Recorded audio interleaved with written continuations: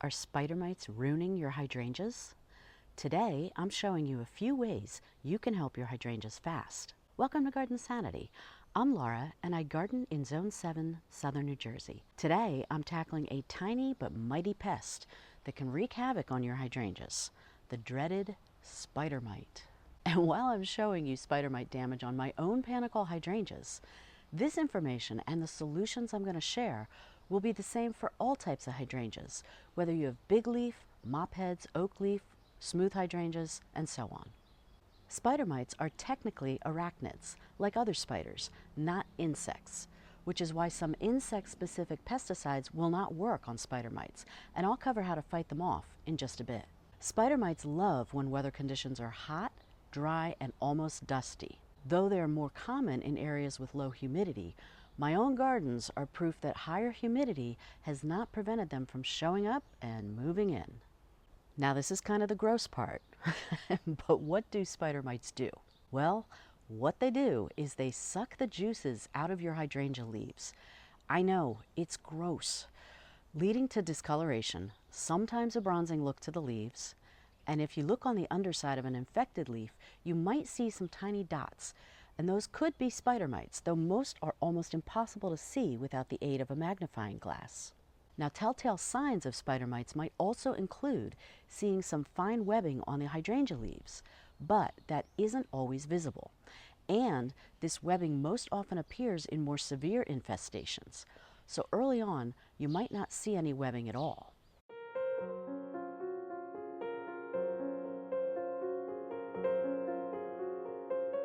Nonetheless, the webbing looks like a very fine silken thread, and it's often found where the leaves meet the stems or on the undersides of leaves. Now this webbing can also collect dust, making it much easier to spot. Now what I learned the hard way is that even if you have a sprinkler system and the water knocks the spider mites off the tops of the leaves, it doesn't really matter because spider mites like to hang out on the undersides of leaves where they're protected from rain and wind knocking them off. And what can start out as one or two leaves being infected can quickly spread, and spider mites can practically ruin your hydrangea rather quickly. And that's what happened to me last summer. I originally planted these two panicle hydrangeas, a firelight hydrangea and this little quickfire hydrangea, in my front yard garden bed. A few things happened to help those spider mites set up house on these hydrangeas. First, our sprinklers actually didn't completely reach those hydrangeas, so they were both stressed by lack of water. And a stressed out plant is going to invite pests and disease.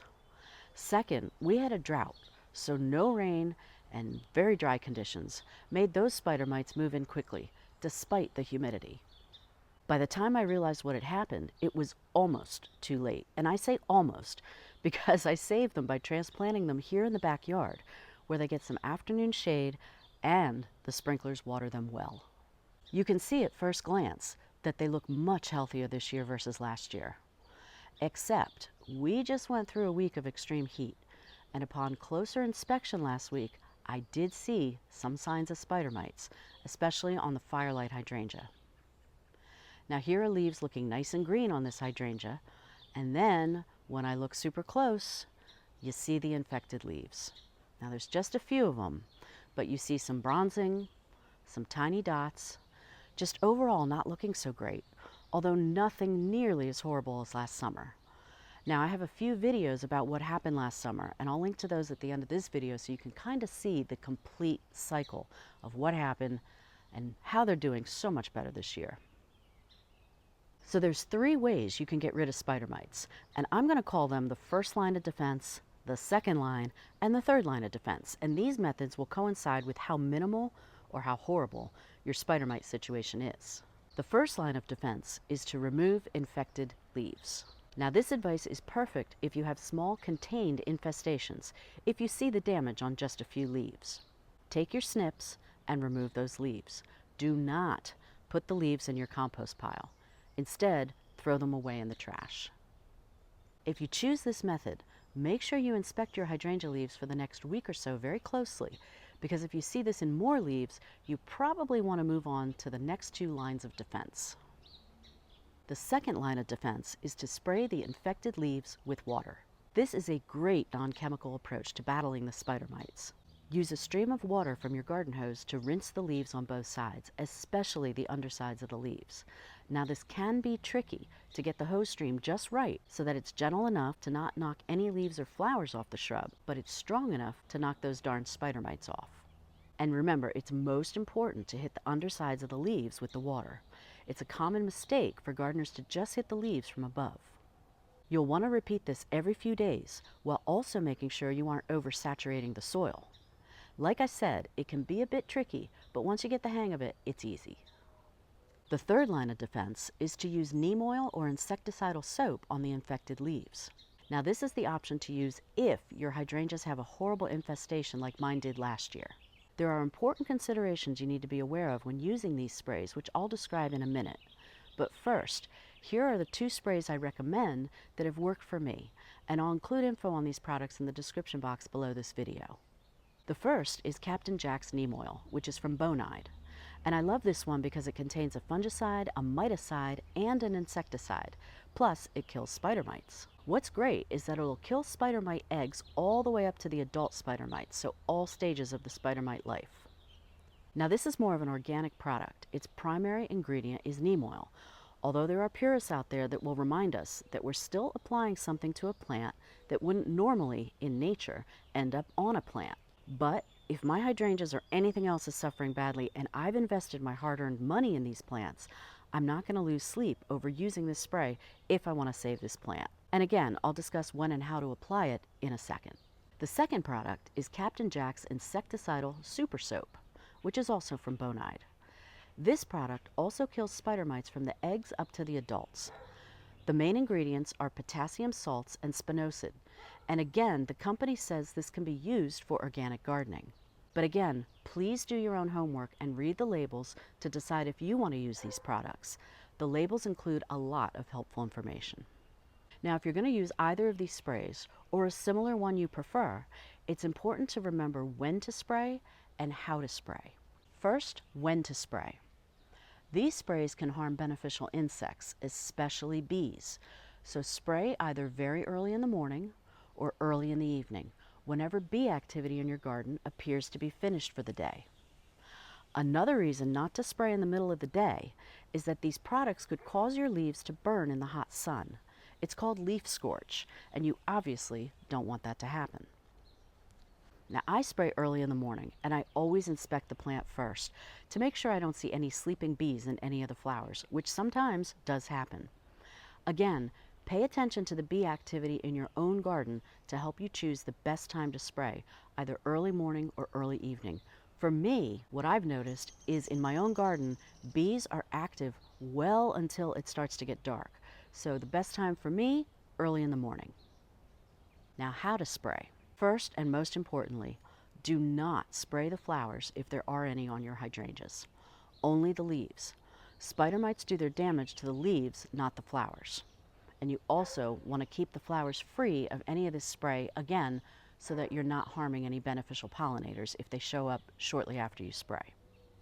Second, it's super important to spray both sides of the leaves, especially the undersides where spider mites like to hang out. Now, as for how often, you're going to need to repeat any spray application typically every 5 to 7 days to break the spider mite's life cycle.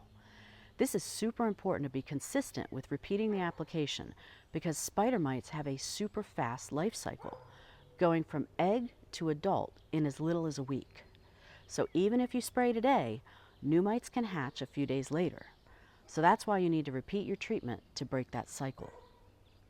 So I mentioned earlier that these hydrangeas lived in my front yard gardens last year, and they were stressed partly from lack of water. You got to remember that a stressed plant, even from lack of water, can invite problems. So here's 4 ways you can keep your hydrangeas happy and help prevent spider mites from taking over. First, hydration. Proper watering is the best way to prevent spider mites. Make sure your hydrangeas are well watered, especially during hot, dry spells. Again, a stressed plant is an inviting plant for pests. Also, if you don't have rain for a while, grab the hose and give the leaves, again, both sides, a spray of water to help control any spider mites thinking of setting up house on your hydrangeas. And the second way is mulch.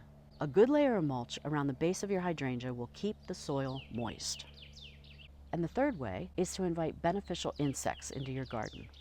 Ladybugs and lacewings are natural predators of spider mites. Now, yes, you can go out and you can purchase ladybugs at garden nurseries or purchase these bugs online, but there's no guarantee they're going to stay on your hydrangeas once you release them.